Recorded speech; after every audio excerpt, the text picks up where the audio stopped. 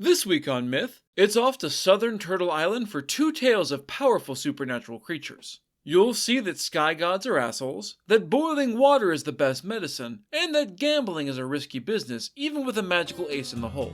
Then, in Gods and Monsters, you can't trust anyone when there's a shapeshifting ogress around.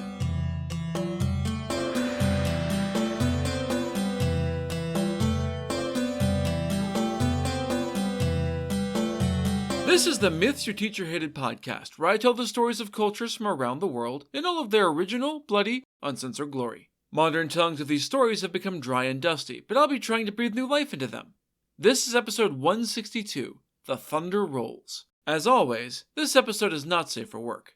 This week's story comes from Myths of the Cherokee, collected by James Mooney in 1902. All the versions of this story I could find seem to be a variation on this one, so we'll stick with it. It's part of the cycle of Cherokee stories known as Wonder Stories, all of which feature supernatural characters. Sometimes these entities interact with mortals, and in others, divine beings representing natural phenomena such as thunder and lightning interact with each other instead. The events here take place in what was originally Cherokee territory, what is now West Virginia, Kentucky, Virginia, North Carolina, Tennessee, South Carolina, Georgia, and Alabama, before they were violently forced off their land by the US government in the early to mid-1800s. As we all know, thunder lives in the west, or maybe a little south of west, near the place where the sun goes down behind the water. In the old days, however, he would sometimes journey to the east on his own business. One time, after just such a trip, a boy was born in the east, a son of thunder, it was said. As the boy grew into young adulthood, he was plagued with scrofula sores caused by a bacterial infection of the lymph nodes, bulging from his neck and soon spreading across his entire body. No one knew how to fix this ailment, so the boy's mortal mother sat him down one day. "Your father is Thunder, and it is said that he is a great doctor. If anyone knows how to cure you, it would be him. You'll need to journey to his home far to the west to ask for his help." He was just about old enough to set out on his own, and so, the very next day, the young man embarked on a journey to find his father, Thunder, and be cured. He traveled ever westward, asking everyone he met for directions to his father's home. Initially, he received only vague nods towards the west, but eventually, people began to give more specific directions and tell him it was only a little further on. He followed the indicated path and soon came to Untaguhi, which means pot in the water, which in modern Tennessee is about 8 miles south of Chattanooga. This spot on the Tennessee River is home to some incredibly deadly whirlpools that, to this day, are said to be haunted. The south side of the river also happened to be home to Unsai, which means brass, a renowned gambler. It was said that he had invented the game of skill Gatayusti, played with a stone wheel and a stick. Unsai made his living by wagering on Gatayusti and other games, frequently challenging anyone who happened to travel near his home on the river.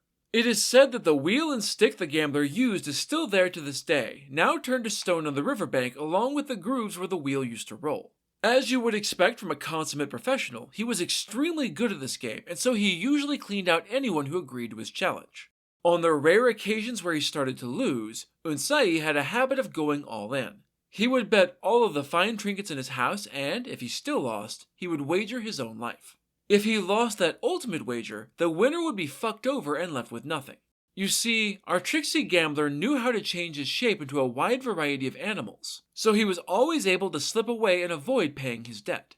As soon as Unsai saw our young hero coming along from the east, he figured he had his latest sucker to fleece. "Well, hello there, young man. What's the hurry? Why not stop and play some Gatayusti with me?" The young man stopped only briefly. "I appreciate your kind gesture, but I'm on a rather important journey. I'm looking for my father, Thunder, who is supposed to live somewhere around here." "Your old man is Thunder, huh? Why, he lives in the next house over from mine. I can hear him grumbling and rumbling all the time. You're practically there, so you've got time, and if you entertain me with a game or two, I'll tell you the way and speed you along. We can even make it interesting with a few wagers."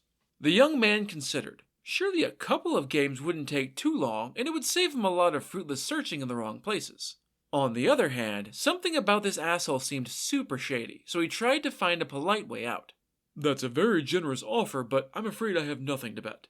Unsai shrugged. "No big deal. How about we play for those pretty spots all over your body?" The gambler wasn't being oblivious, he was being actively dickish. He was hoping to anger the young man and goad him into playing the game, and perhaps playing recklessly, but the young man would not be swayed.